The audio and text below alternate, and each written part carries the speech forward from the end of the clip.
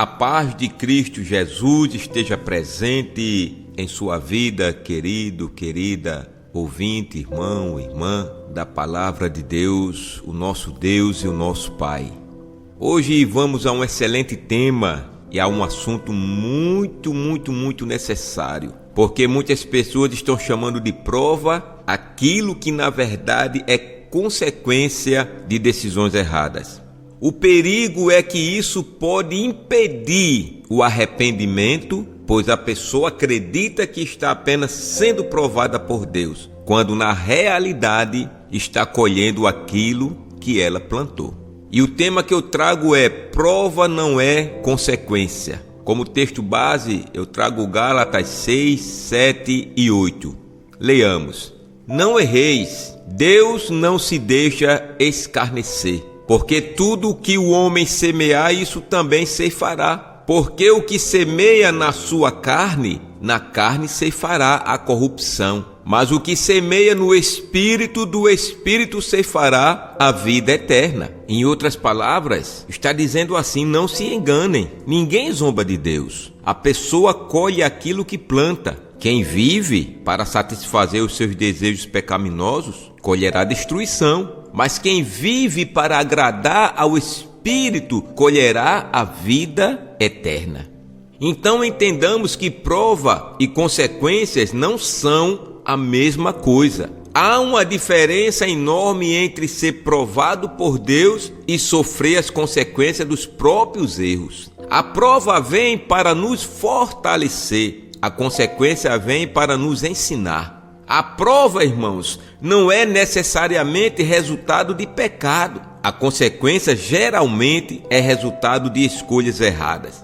Na prova, Deus está trabalhando em nós. Na consequência, já por sua vez, estamos colhendo algo que plantamos. E muitas pessoas dizem assim: estou passando por uma prova. Não é? Você já escutou alguém falar assim? Ah, irmão, estou passando por uma prova. Mas Deus, Ele responde nesta hora: não, filho, você está apenas colhendo aquilo que escolheu plantar. Precisamos, irmãos, ter humildade para reconhecer a diferença entre prova e consequência. Vamos entender melhor o que é semear.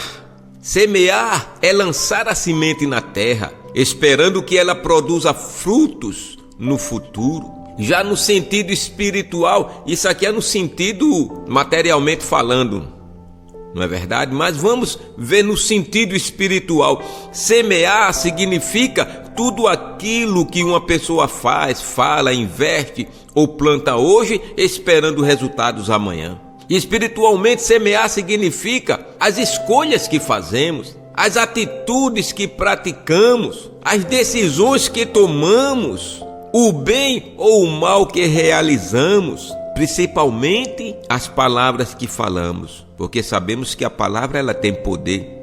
Então, quem planta bondade está semeando o amor ao próximo. Quem planta misericórdia está semeando compaixão. Quem planta generosidade está semeando bênçãos. Quem planta paz está semeando harmonia. Quem planta perdão está semeando reconciliação. Quem planta humildade, irmãos, está semeando graça. E quem planta fidelidade está semeando confiança. E não vai, eu poderia dar muitos outros exemplos, como por exemplo, quem planta oração está semeando fé.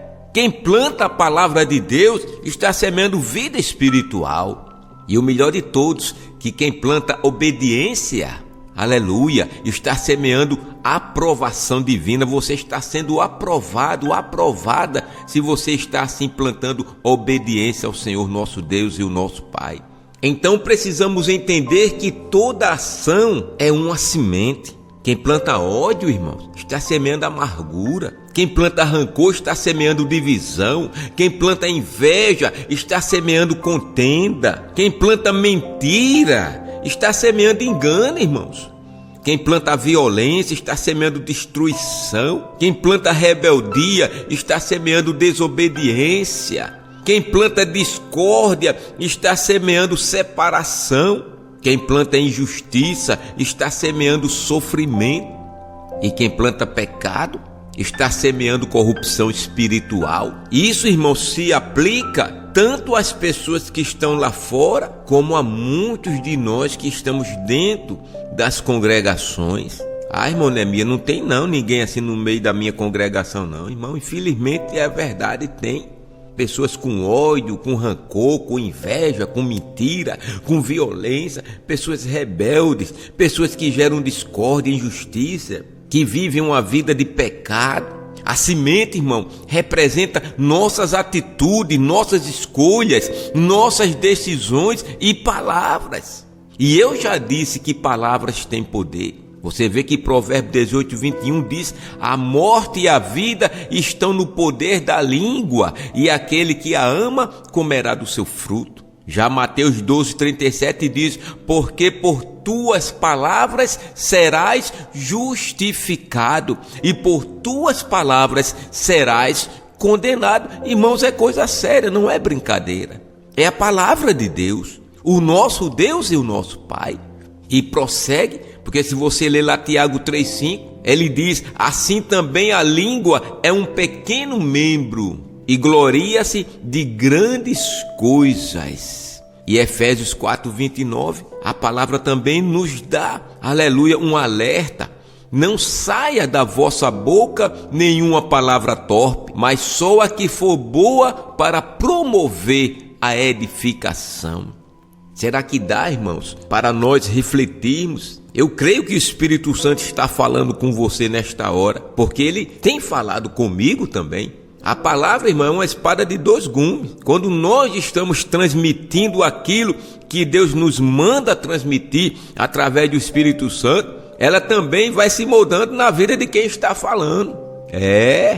Louvado seja o nome do Senhor por isso. E se for para usar apenas uma referência de todos esses versículos que eu li sobre o poder da palavra, a mais direta é Provérbios 18, 21.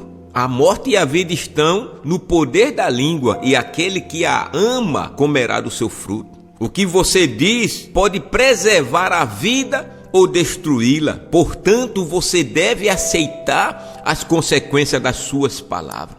Eu não entendo como algumas pessoas que têm conhecimento deste poder não controla ou policia sua língua, suas palavras. Fala o que vem na mente. Não, meu irmão. Vamos pedir ao Senhor, nosso Deus e nosso Pai, a cada dia, cada hora, cada minuto, cada segundo, mais sabedoria dele, da parte de Deus, o nosso Pai.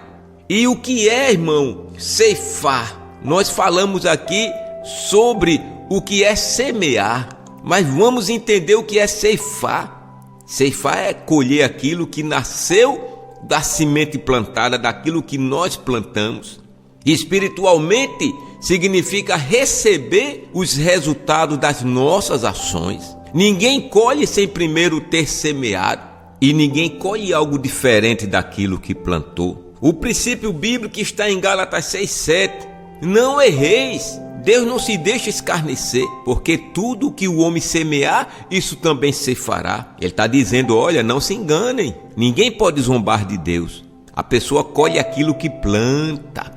Observe que o versículo não diz que o homem colherá o que gostaria de colher, diz que colherá o que semeou, irmãos, o que semeou. E colhemos da mesma espécie daquilo que plantamos. Quem planta milho, irmão, não colhe feijão. Quem planta feijão não colhe arroz. Da mesma forma, quem planta mentira não colhe confiança. Quem planta violência não colhe paz. Quem planta fidelidade colhe respeito.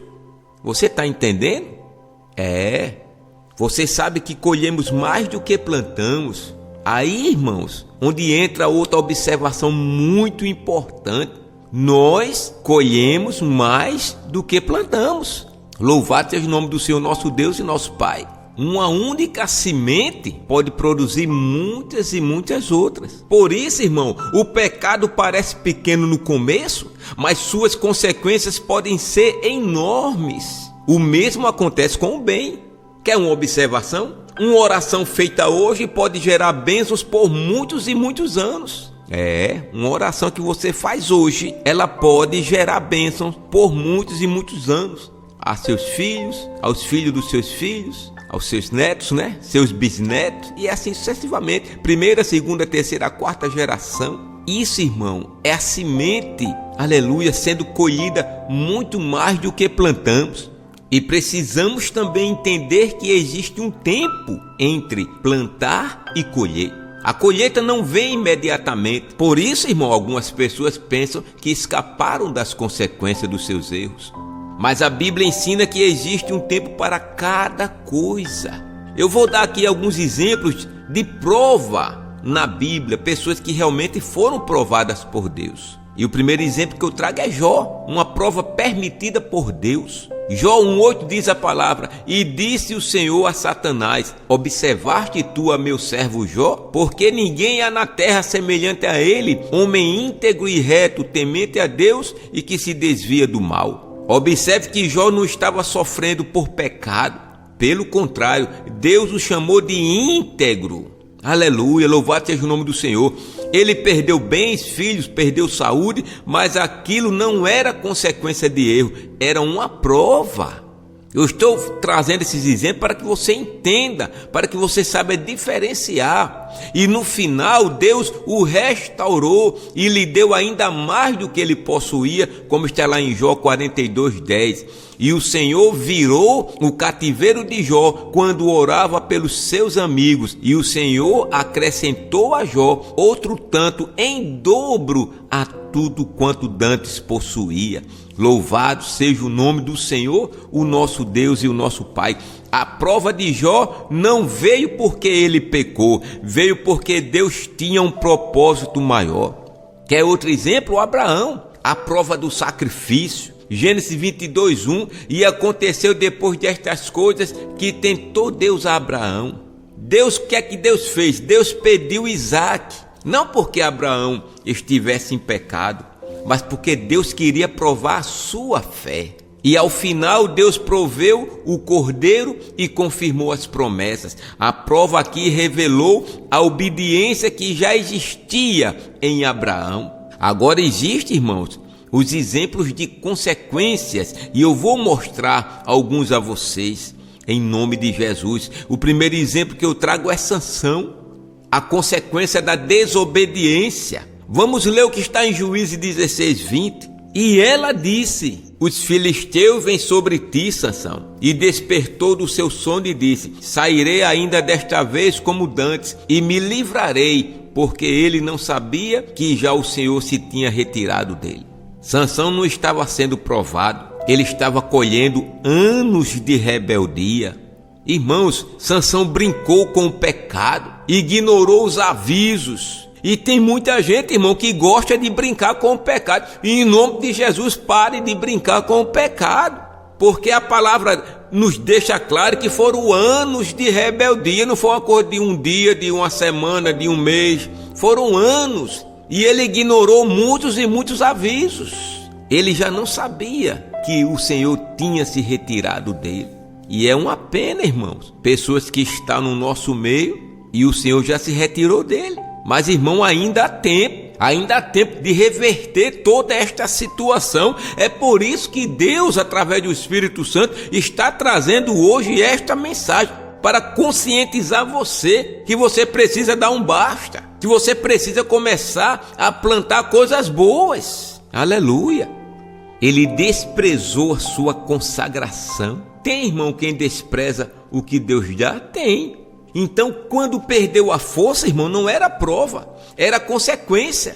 A diferença é enorme, você entende isso? É, irmão, consequência de anos e anos de rebeldia. O rei Saul é outro exemplo, a consequência da desobediência, que está lá em 1 Samuel 15, do 22 ao 23. Samuel aqui deixou claro que Saul havia desobedecido. Depois do que aconteceu, o reino lhe foi tirado. Muitas vezes Saul sofreu porque escolheu seu próprio caminho.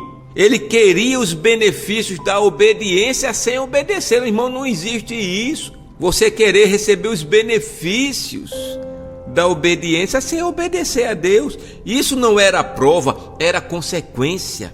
Mas aqui nós temos um exemplo que mistura as duas coisas. Quem foi, irmão Neemias? O nosso irmão Davi.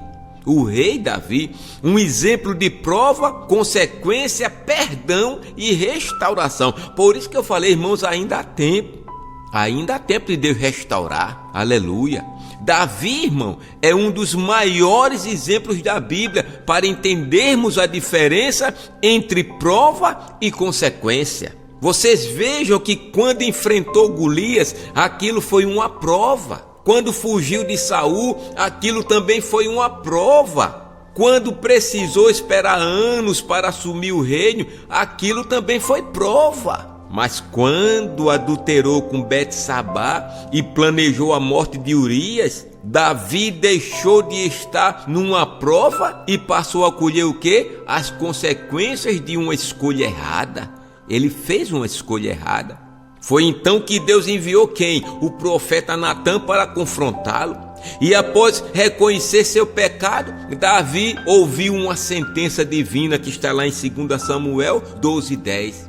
Agora, pois, não se apartará a espada jamais da tua casa. Aqui surge, irmão, uma pergunta importante. Se Davi foi perdoado, por que ainda sofreu consequências? Isso é bom você entender. A resposta nos ensina uma das maiores lições da vida cristã. O perdão de Deus remove sim a culpa do pecado, mas nem sempre, irmãos, remove todas as consequências produzidas por ela. Pense nisso.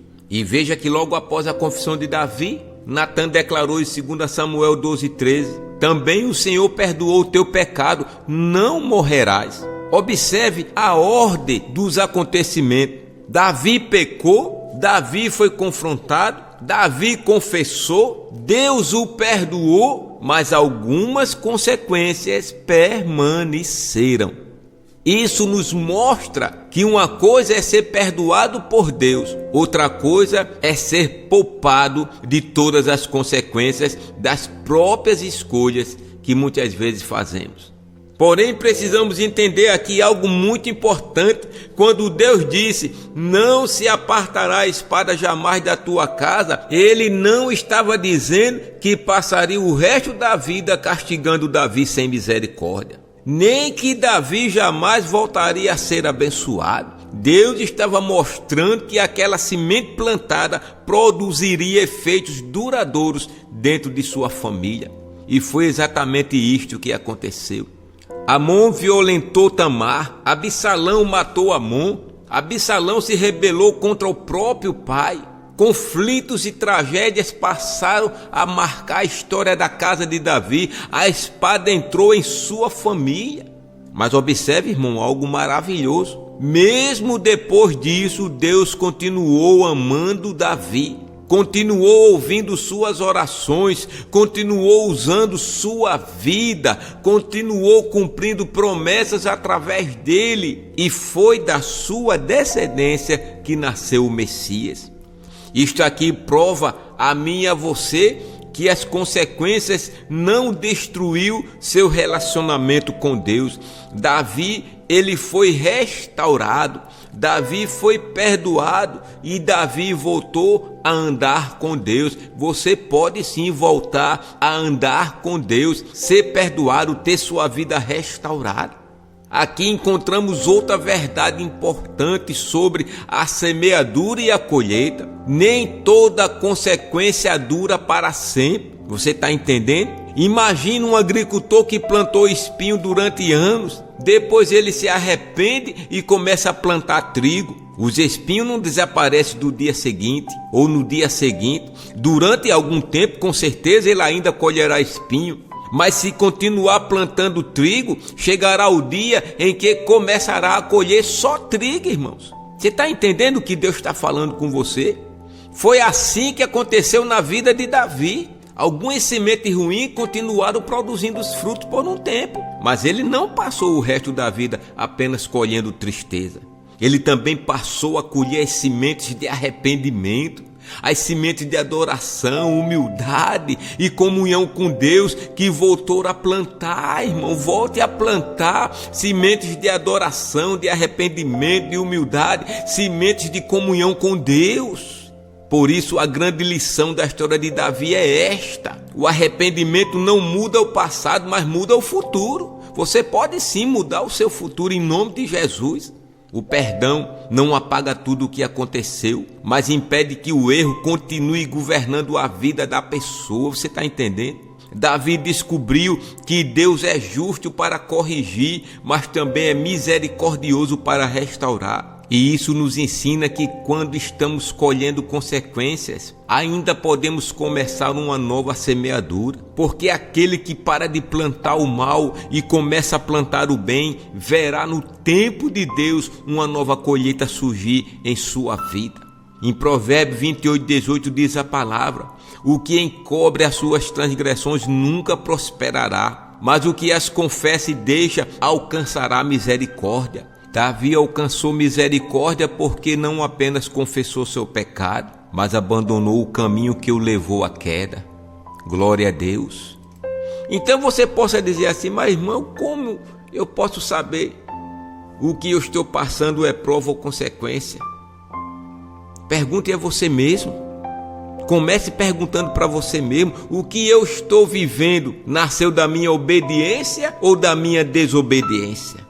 Jó, ele sofreu por obedecer. Sansão sofreu por desobedecer. Abraão foi provado porque era fiel. Já Saul sofreu porque foi rebelde. Ana sofreu numa prova. Eva sofreu uma consequência. Nem toda dor, irmãos, é prova. Nem toda luta é ataque do inimigo. Você precisa saber diferenciar essas coisas. Algumas dores são resultados de escolhas erradas. E Deus não quer apenas nos consolar, Ele quer nos corrigir. E o maior perigo é transformar consequência em prova. Você de repente possa estar vivendo uma consequência e o Espírito Santo neste momento está abrindo a sua mente, o seu entendimento, para que você não viva neste perigo. Porque quem acha, irmão, que está apenas sendo provado, não sente necessidade de arrependimento. E precisamos sim, se estivermos errados, nos arrependermos e se permitir ser transformado pelo nosso Deus e o nosso Pai. Está entendendo? A pessoa que não sente mais a necessidade de arrependimento porque está achando que está sendo provado, continua errando, continua justificando, continua culpando o diabo, continua culpando os outros, mas nunca olha para si mesmo. Provérbios 28:13 diz: o que encobre as suas transgressões nunca prosperará, mas o que as confessa e deixa alcançará misericórdia. Tem pessoas que é assim, irmão, ela fica culpando o A, fica culpando o B, que a vida dela está assim porque está assado, que a culpa é do pastor, da irmã, do irmão, do pai, da mãe, do filho, da mulher, do marido, e nunca olha para si mesmo. Muitas vezes a pessoa está colhendo as consequências de suas próprias escolhas, mas não quer admitir isso. Admite, irmão, em nome de Jesus, para o teu próprio bem. É Deus quem está falando com você neste momento. Você está entendendo, irmão? É como eu já disse, ela culpa o diabo, culpa os outros, culpa as circunstâncias, mas não reconhece a sua própria responsabilidade. Por isto, a palavra de Deus nos alerta em Provérbios. Mais uma vez eu quero deixar aqui 28:13. O que encobre as suas transgressões nunca prosperará, mas o que as confessa e deixa alcançará misericórdia. Observe que Deus não promete misericórdia para quem apenas confessa. Ele promete misericórdia para quem confessa e deixa. Confessar é reconhecer o erro, deixar é abandonar o erro. Você precisa reconhecer e abandonar. Muitos querem o perdão sem arrependimento, querem a misericórdia sem mudança, querem a restauração sem abandonar aquilo que os afastou de Deus. Mas a Bíblia diz que a misericórdia alcança aquele que confessa e deixa. O filho pródigo alcançou misericórdia não quando estava no chiqueiro, mas quando decidiu sair dele. Não quando justificou seus erros, mas quando os reconheceu. Não quando culpou alguém, mas quando disse: Pai, pequei contra o céu e perante ti. Você compreende isso? Você entende isso? Louvado seja o nome do Senhor, nosso Deus e o nosso Pai. Mas a boa notícia que eu trago é que Deus pode transformar até consequências em aprendizado. O filho pródigo é um exemplo. Ele perdeu tudo por suas próprias escolhas, passou fome, foi humilhado. Ele estava colhendo as consequências de suas escolhas erradas. Ele pediu, irmãos, a herança antes do tempo, abandonou a casa do pai, gastou tudo irresponsavelmente e acabou passando necessidade. Aqui não era prova, era consequência. Mas a consequência fez o quê? Levou ao arrependimento, porque ele diz lá em Lucas 15:17 que ele fala assim: e tornando em si disse: quantos jornaleiros de meu pai têm abundância de pão e eu aqui pereço de fome? Em outras palavras, caindo em si, ele pensou: na casa de meu pai até os empregados têm comida de sobra e eu estou aqui morrendo de fome. Entenda aqui, irmãos, que é algo profundo. Entenda que a restauração do filho pródigo não começou quando ele voltou para casa, não. Começou quando ele caiu em si, ou seja, tornou em si, como diz a palavra. Leia com atenção. A Bíblia diz que ele tornando em si, porque ninguém muda de direção enquanto não reconhecer que está no caminho errado. Você entende isso? E quando Lucas escreve e tornando em si, a expressão não significa que ele estava literalmente louco ou sem consciência mental. Não é nada disso não. A ideia é que ele estava vivendo de forma tão enganada pelos seus desejos que havia perdido a capacidade de enxergar a realidade com clareza. É como se Jesus estivesse dizendo: finalmente ele acordou para a realidade. Porque até aquele momento o filho pródigo estava dominado por uma ilusão. E tem muitas pessoas que estão assim, que precisam cair em si porque estão dominadas por uma ilusão. Entenda que ele acreditou que seria mais feliz longe do pai, teria mais liberdade longe da casa do pai, conseguiria administrar a sua vida sozinho. Ele acreditou no prazer momentâneo, talvez que seria melhor que a segurança da casa paterna. Mas tudo isso era um engano, irmãos. Por isso é bom entender que o pecado tem o poder de alterar a percepção da realidade. Tome cuidado. Ele muda a percepção da verdade, da realidade da coisa. A pessoa não deixa de ser inteligente, a pessoa não deixa de raciocinar, não, mas começa a enxergar a vida por uma lente distorcida. Veja Sansão, ele sabia que Dalila o estava traindo, mesmo assim voltou para ela várias vezes. Veja Judas, andou com Jesus durante anos, viu milagres, ouviu ensinamentos, mesmo assim vendeu o mestre por 30 moedas. Veja Davi, sabia que Betsabá era esposa de Uria, mesmo assim prosseguiu. Todos eles em algum momento deixaram de enxergar claramente as consequências de seus atos. Por isso Lucas 15:17 é tão profundo. Jesus não diz: e Deus o trouxe de volta, nem diz: e alguém o convenceu. Não, ele diz: e tornando em si. Muitas vezes precisamos, irmão, tornar em si. Foi esse o momento em que ele voltou a enxergar, voltou a pensar, a raciocinar corretamente, voltou a comparar sua situação atual com a realidade da casa do Pai.